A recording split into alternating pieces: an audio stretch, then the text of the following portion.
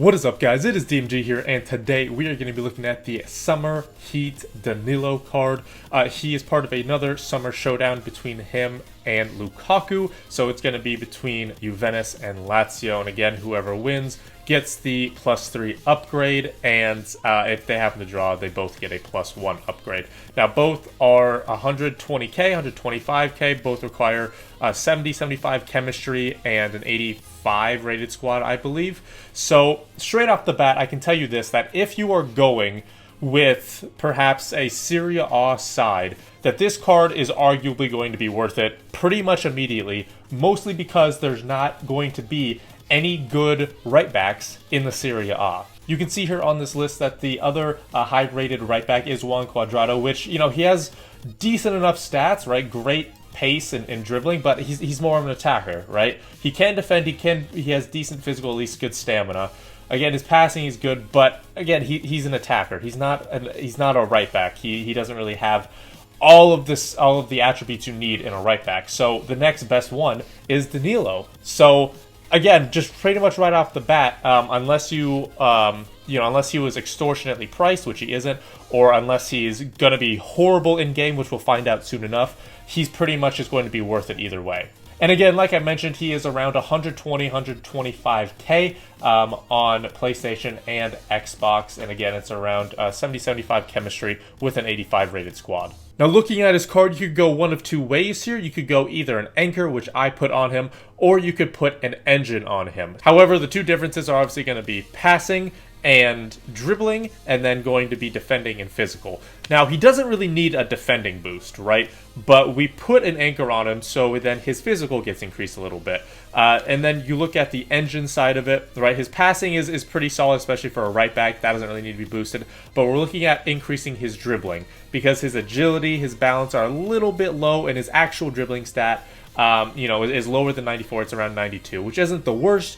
But, you know, if you want to be attacking, if you want your fullbacks and wingbacks to kind of be overlapping and be a part of the attack, you might want to be putting an engine on him. But, you know, again, like for me, for example, we're going to see how he does just with an anchor on initially. In terms of links, he's not too bad to link with. There's not a whole lot of great defenders. He gets a couple of soft links with, De Vrij, Smalling if you have him. De Ligt is a strong link, right? His team of the year. That's not bad. Not a whole lot of great links in the midfield. Maybe that new Matuidi card if you get to level 30 for the catalog. And then obviously you could also link with Ronaldo if you happen to have the coins, or if you have to happen to pack his red. Now, this is what we have. So, you know, I have a Brazilian icon, which is super easy to link there. If you do have any icons, I mean, it's going to be pretty easy to link because, you know, as a right back, there's usually 2, maybe 3 links that you only have to deal with. So for me, I have Garrincha on the right, simple link there, no problem. First game, and okay, good team. So in terms of versatility with Danilo, obviously his being the right back is going to be the main position for him. You could potentially have him, oh my god. So like I was saying, with Danilo, versatility. His main spot is right back. He could potentially play center back because, you know, he's 6 foot, high medium, but Ramos is the exact same, so he could potentially be playing right back. Now, you could also put him at right mid as well in like a 3-5-2 or something of the sort. Okay, so he does feel very smooth, just kind of maneuvering. Again, his agility and balance isn't that great, but with the lean body type, he might be able to get away with not being the best at dribbling and not having the best agility and balance. So we'll see. I don't have Danilo on stay back while attacking, and he does have high medium work rates, yet he's staying back pretty well, actually. So that's something that's actually a little surprising, and, you know, not me complaining. Oh my god, what is that pass? Okay, doesn't feel that bad. And this really... Yes, Danilo.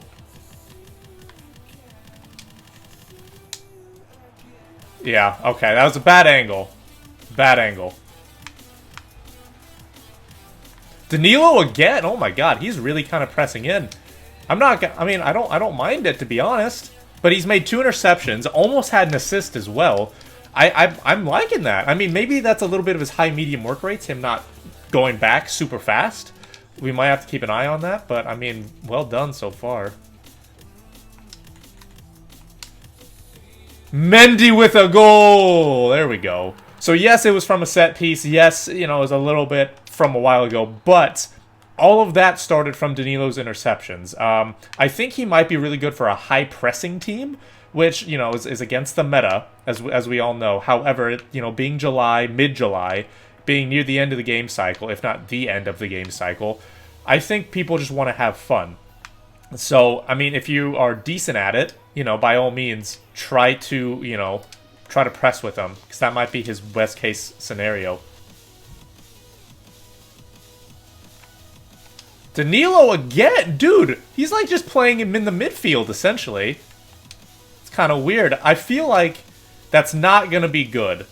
At some point, that's going to really come back to bite everyone in the butt.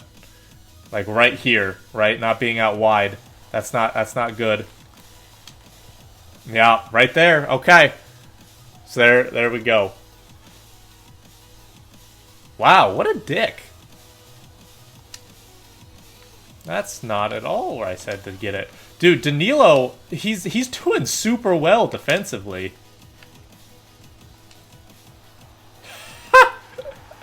Hopefully that counts as an assist for Mendy. That'd be terrific. I just gotta win this game now. So as of right now, we are winning. Danilo's doing really well. In terms of the ratings, he easily has the biggest in the defense. I mean, he hasn't made a tackle. I mean, none of the defenders have, to be fair. But at the same time, he's made at least 2, perhaps 3 interceptions as well. One of which resulted in our first goal, actually. Okay, Danilo, where do you go? Gotta come inside just a little bit there.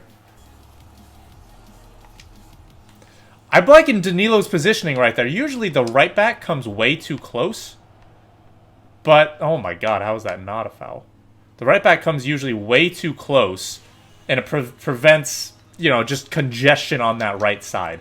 So for him to just kind of, you know, sit back, but then come close when needed, that's what I'm really liking about him. Where's Bruno? Give me Bruno. Oh. Someone's up. How is that not a red card?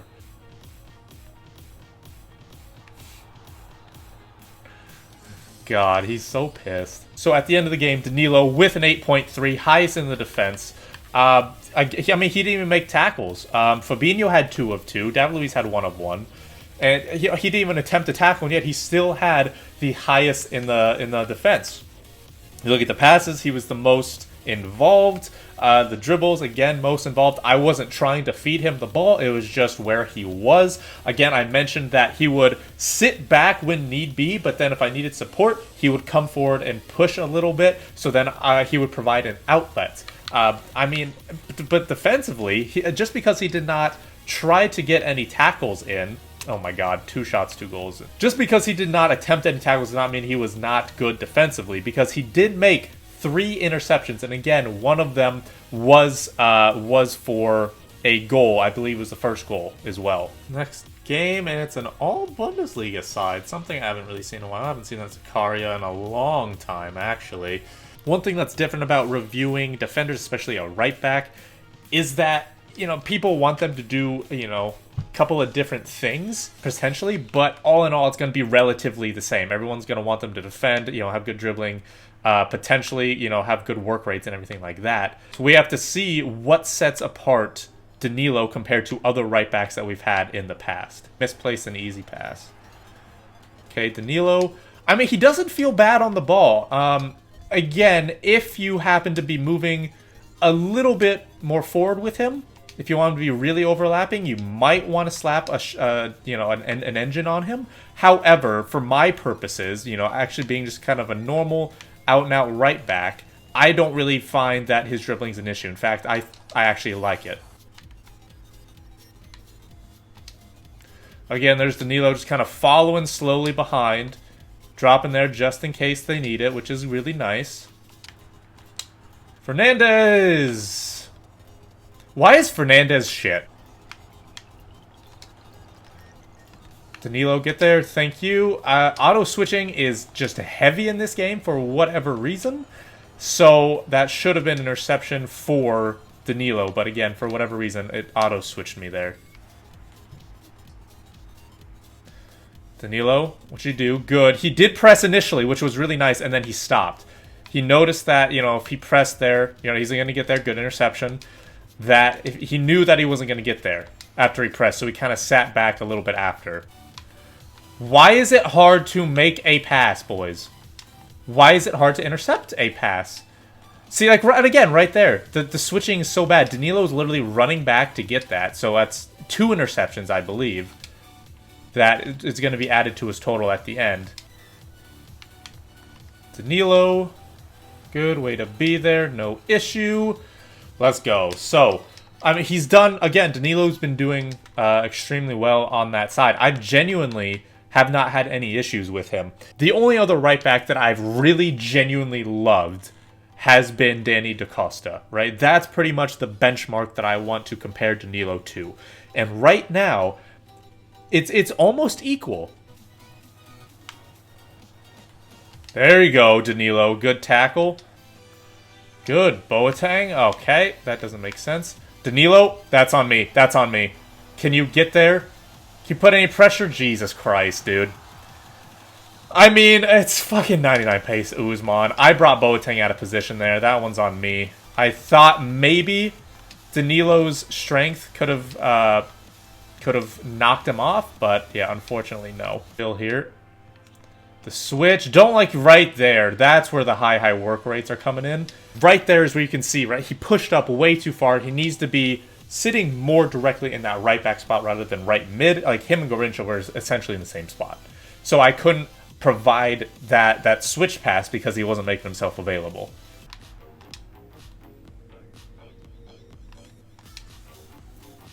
There we go. Way to get out there, Danilo.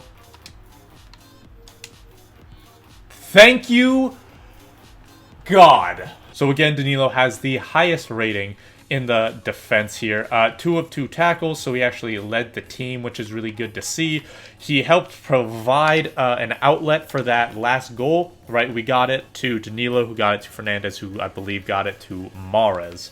And looking at his interceptions, he also got 2, which was second on the team as well. So those were the games, and I know we only play 2 when we normally play 3 or 4, but the reason why I'm stopping short is because I mentioned before that if you are running a Serie A side, then this guy is virtually going to be in your team, because the only way that he would be in your team is if, 1, the price was extortionately high, which it isn't. It's only an 85 rated squad, 70-75 chem, which is, like we saw before, 100 to 125k. You could craft that very easily to bring down the price as well. So that the price itself is very nice. The other thing is that even though he doesn't look like it, he could have been very, very, very dreadful in game. He could have just been horrible in game, right? Just for whatever reason. Whatever reason it could have been, he could have been absolutely terrible. And that was absolutely not the case. He was actually very, very good. So the last thing I do want to leave you with is that we mentioned with the dribbling that you either could put an engine or an anchor on him. I believe that, you know, if you really want him to be pushing forward a lot more, then you might think about an engine. But for me, seeing as though he is an out-and-out right back, right, yes, he's going to be going forward, but he's mostly going to be defending, kind of sitting back. I prefer an anchor just so then his defensive stats, while also amazing, you know, get boosted just a little bit. His physical gets boosted, his pace gets boosted. His dribbling already feels good enough, in my opinion, for a right back. And along with that, he also has that lean body type like we mentioned, so he can shift around very, very well. So like I said, that is going to be it for this review, guys. Thank you so much for watching. This has been DMG. Peace.